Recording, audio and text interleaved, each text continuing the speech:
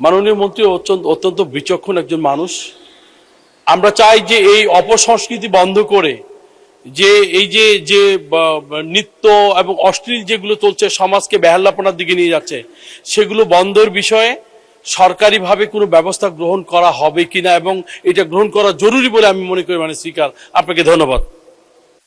মাননীয় মন্ত্রী। মাননীয় সংসদ সদস্য অত্যন্ত গুরুত্বপূর্ণ এই প্রশ্নের জন্য আন্তরিকভাবে ধন্যবাদ জানাই।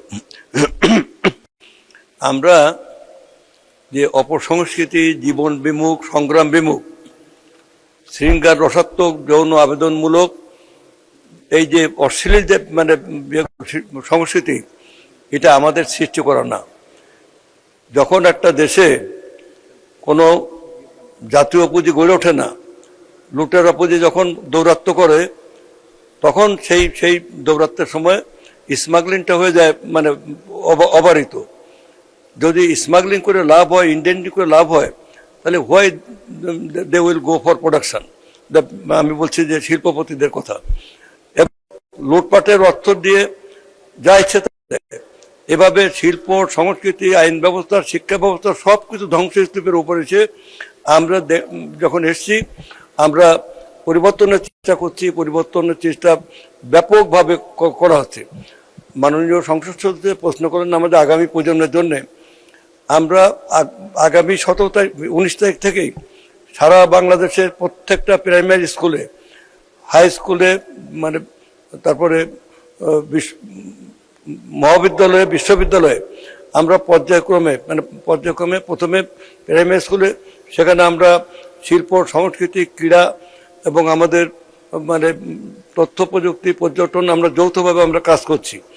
এখানে আমরা যে সমস্ত উপজেলায় শিল্পকলা নেই, বগুড়ায় জেলাতে শিল্পকলা আছে, জেলার থেকে উপজেলাগুলো দেওয়া হয়।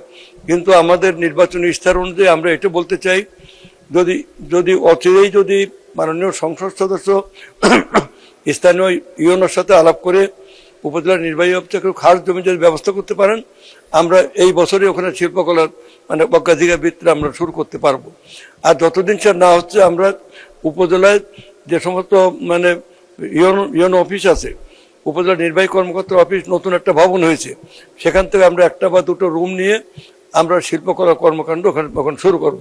অতএব আমরা একদিকে যেমন শিল্প সংস্কৃতির বিস্তার চেষ্টা করছি, আমাদের মাননীয় অর্থমন্ত্রী এবার যে অর্থনীতি যে উদার মনোভাব নিয়ে তিনি যেভাবে মানুষের জন্য অবারিত সুযোগ সৃষ্টি করছেন, এবং সংস্কৃতিও সেখানে তার দৃষ্টিতে, আমাদের মাননীয় প্রধানমন্ত্রী, আমাদের সংসদ নেতা, তার দৃষ্টিতে আমরা সবাই একসাথে ফাইট করে যাচ্ছি। আমরা বিজয়ী হব, আমরা জয় করব, ভয়ের কোনো কারণ নেই। এবং মাননীয় সংসদ সদস্য আমাদের এই অভিযাত্রার অংশীদার হিসেবে থাকবে। আপনাকে ধন্যবাদ।